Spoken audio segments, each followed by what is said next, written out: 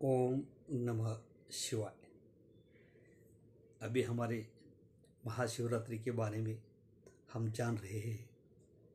आज हम महाशिवरात्रि के रहस्य के बारे में कुछ जानेंगे। आज हम 3 सेशन में 3 अलग अलग प्रयोग करने वाले हैं। पहला सेशन रहेगा ओशो की जबानी महाशिवरात्रि का रहस्य क्या है। फिर हम शिव की सॉन्ग से सुनेंगे महाशिवरात्रि का रहस्य क्या है। और तीसरा जो सेशन आएगा उसे हम उस प्राण शक्ति से ध्यान के साथ उसका अनुभव भी करेंगे। तो शरीर से शिव तक की यात्रा यानी शव से शिव तक की यात्रा आज हम करने वाले हैं। शरीर शव तब होता है जब हमारे अंदर की प्राण शक्ति निकल जाती है, और जब तक प्राण है तब तक हमारा शरीर जीवित रहता है, और वही प्राण हमारा हम शिव में रूपांतरित कर सकते हैं ज्ञान के साथ। तो पहला ओशो को सुनेंगे, फिर एक सॉन्ग सुनेंगे, फिर उसका अनुभव भी करेंगे। तो अब तक के लिए धन्यवाद, थैंक यू। सभी आंखें बंद करते हैं और सुनते हैं।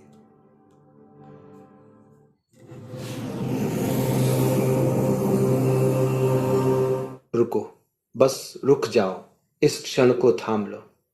जो भी तुम सोच रहे थे, जो भी तुम्हारे मन में चल रहा था, उसे एक पल के लिए विराम दो, क्योंकि अगले कुछ घंटों में मैं तुम्हें वह बताने जा रहा हूं जो सदियों से छिपाया गया है, जो केवल चुनिंदा तांत्रिकों को पता था, जो गुरु शिष्य परंपरा में अंधेरी गुफाओं में जलती हुई चिताओं के पास शमशान की राख में बैठकर कान में फुसफुसा कर बताया जाता था।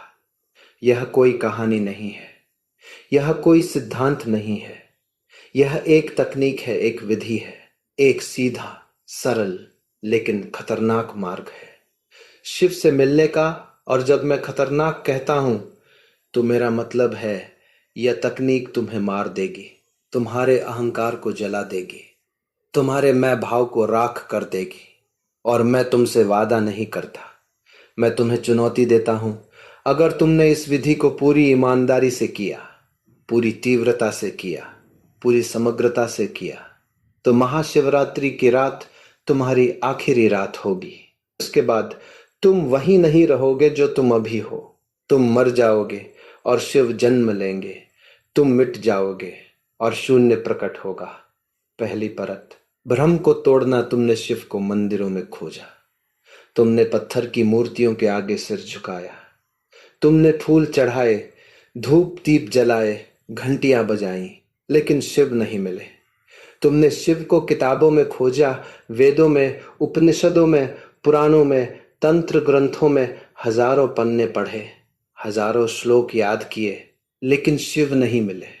तुमने शिव को पूजा पाठ में खोजा, व्रत रखे, जागरण किए, मंत्र जपे लाखों बार, ओम नमः शिव। शिव एक अवस्था है, शिव एक आयाम है, शिव तुम्हारे भीतर का वह बिंदु है जहां सब कुछ मिट जाता है, और फिर भी सब कुछ है जहां तुम नहीं हो, और फिर भी तुम हो जहां शून्य है, और फिर भी पूर्णता है।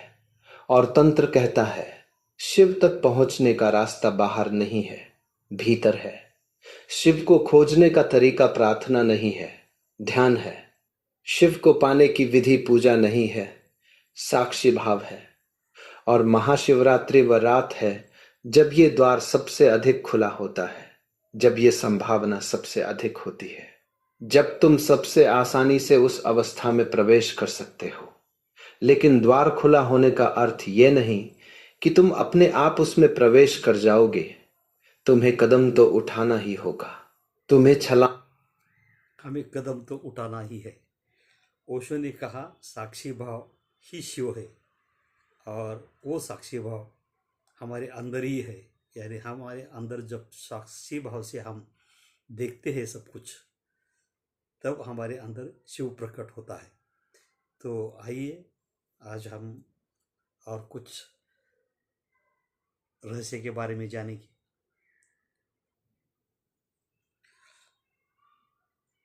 शिवरात्रि क्यों, उसके बारे में आज अभी हम जानेंगे। सभी आंख बंद करते हैं और एक एक शब्द उतने होश से, उतनी गहराई से सुनेंगे तो आज ही शिव प्रकट हो जाएंगे। तो आइए सुनते हैं।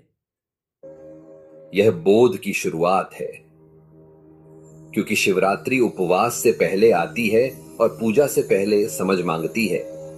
आज हम जानेंगे। हर साल हम शिवरात्रि मनाते हैं, लेकिन क्या हमने कभी पूछा है शिवरात्रि क्यों? ये केवल उपवास की रात नहीं है, ये वो रात्रि है जहां ज्ञान गहरा होता है और चेतना जाग सकती है। आज से हम उत्सव नहीं, बोध की यात्रा शुरू करते हैं। जब भीतर अंधियारा छा जाए और राहें ओझल हो जाए, तब शिव की रात्रि आती है जो जागरण का द्वार बन जाए।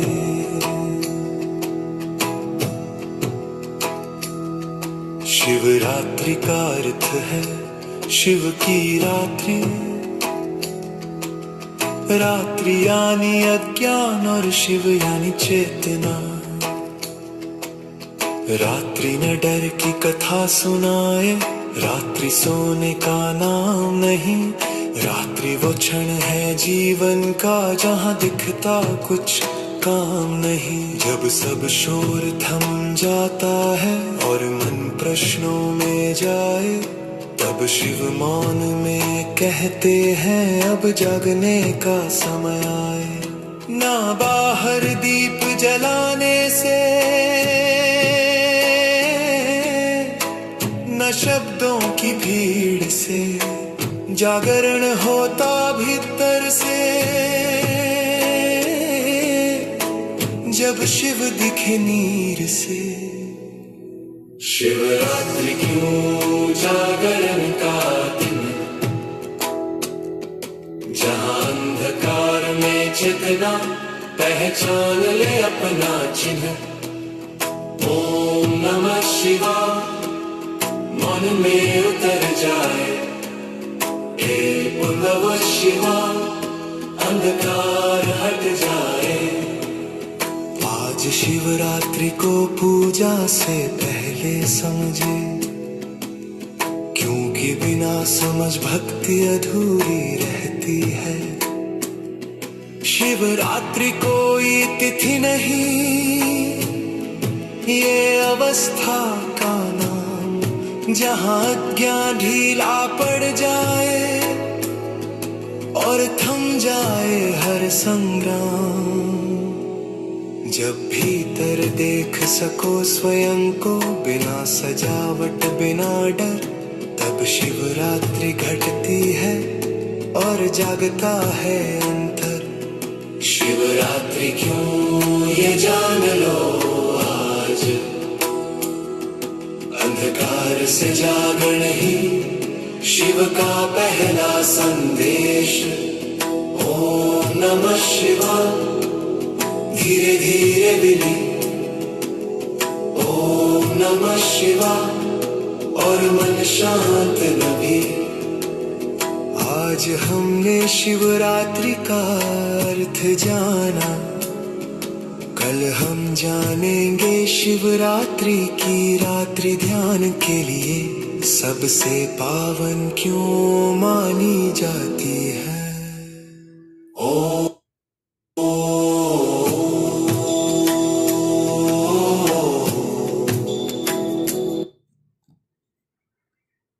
अंधकार मिटना ही अज्ञान को मिटना है, और हमारे अंदर अंधकार है अहंकार का। जब तक अहंकार पूरा विलीन नहीं होगा, तब तक हमारे अंदर का शिव प्रकट नहीं होगा। आज हम वो ध्यान करने वाले हैं, जैसे शिव की अवस्था से वो अवस्था जो सबको देख रही है। क्या क्या देखना है आज? देखना है श्वास को। वो श्वास नहीं है, वो श्वास के साथ हमारे अंदर 24 तत्व जागृत होते हैं। उस तत्व के बारे में हमें कभी समझेंगे। वो पहले 5 तत्व जो है,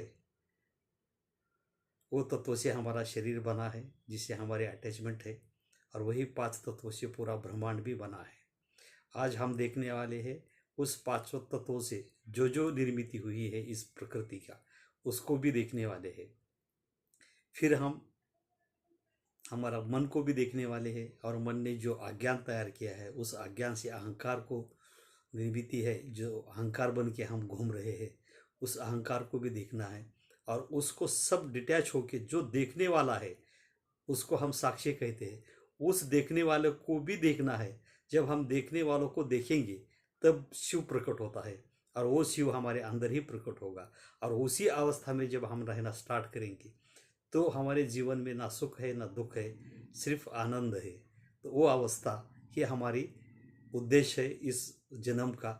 तो आइए हम प्राण शक्ति के साथ, प्राण के साथ ध्यान करेंगे, और वो साक्षी से सब कुछ देखेंगे। आज ही हमारे अंदर का वो शिव प्रकट करने की कोशिश करेंगे। तब तक के लिए धन्यवाद, थैंक यू। सभी आंखें बंद करते हैं। जहां श्वास है वहीं शिव है।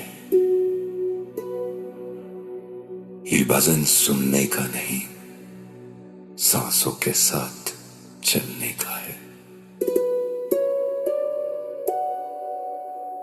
अगर ध्यान करना मुश्किल लगता है तो आज ध्यान मत कीजिए,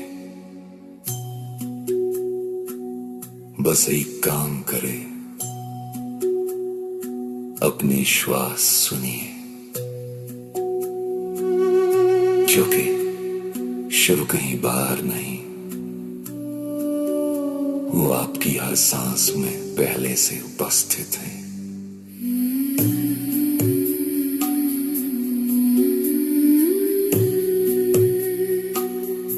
जहां श्वास आती जाती है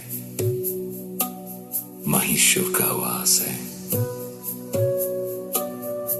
न दूर कहीं कैलाश में, वो यहीं हर श्वास के पास है।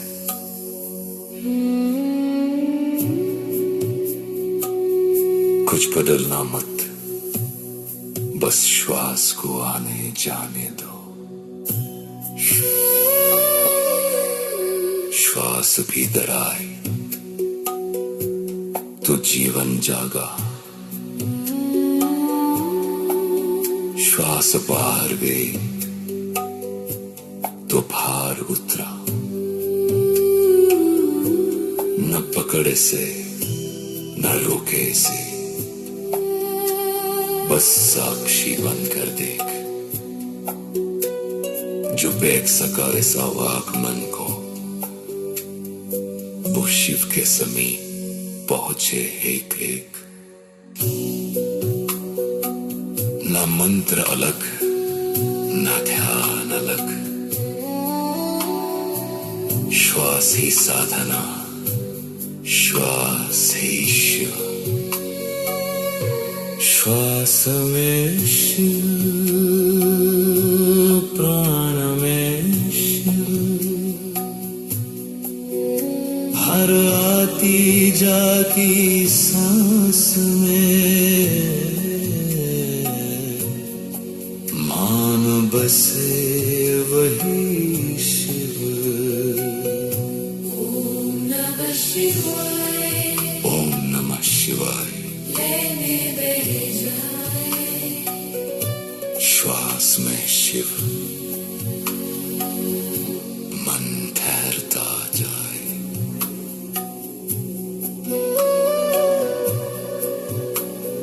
अगर मन भटके तो कोई बात नहीं, श्वास फिर से रास्ता दिखा देगी। नातीत श्वास के साथ आए, न भविष्य साथ जाए। हर सांस एक नया क्षण है, जहाँ शिव स्वयं उतर आए। जो जी सका इस एक पल को, मुकाल से मुक्त हुआ। श्वास ने जिसने शिव को पाया, वो भीतर से शांत हुआ। शिव को पाना नहीं पड़ता,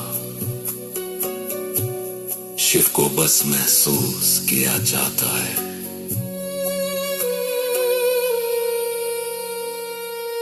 श्वास में शिव कोई खोज नहीं, जहाँ श्वास ही गुरु बन जाए, वहाँ साधक शेष नहीं।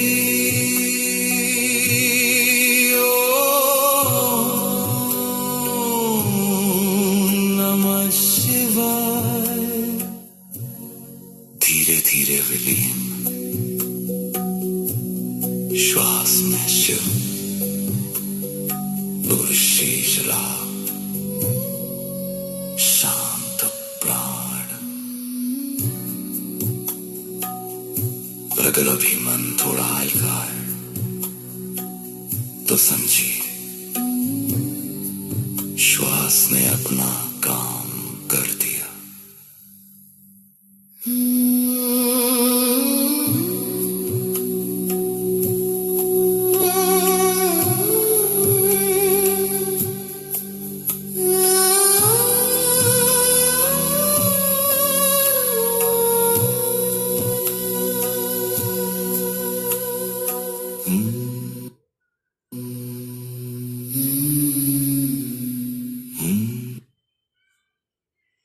उससे धीरे धीरे आंखें खोलिए।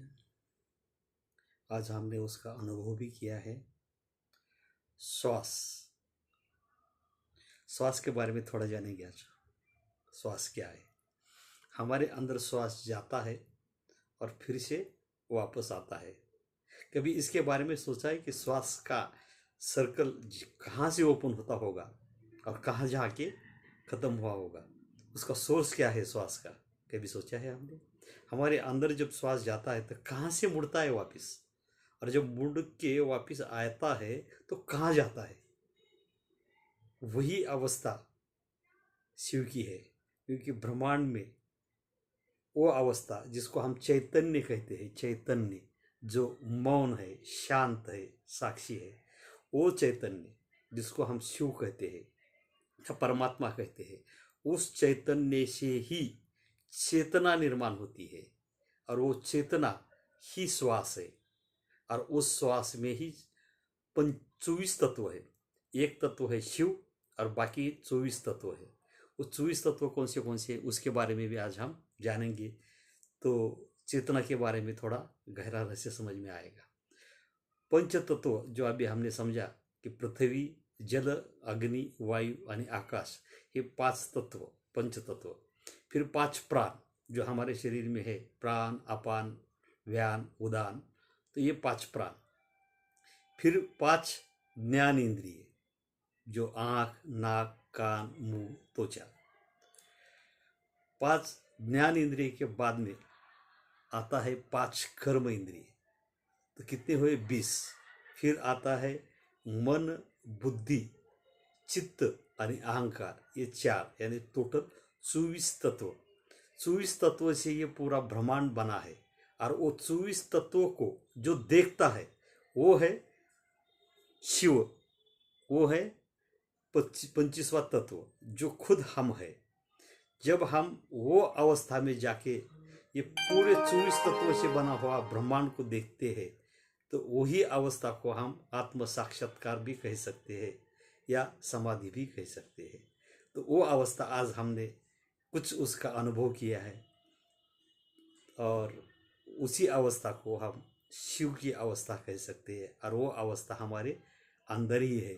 जैसा जैसा हम साधना करेंगे, जैसे जैसे प्रैक्टिस करेंगे, वैसे वैसे हम ऊपर जाने वाले हैं।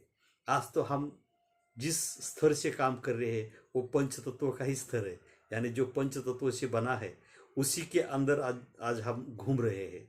उस पंच तत्व से आज तक हम पंच प्राण तक नहीं पता, बहुत से लोगों को पता नहीं पंच प्राण क्या है, और फिर पंच ज्ञान इंद्रिय कैसे वर्क करते हैं इसके के बारे में पता नहीं।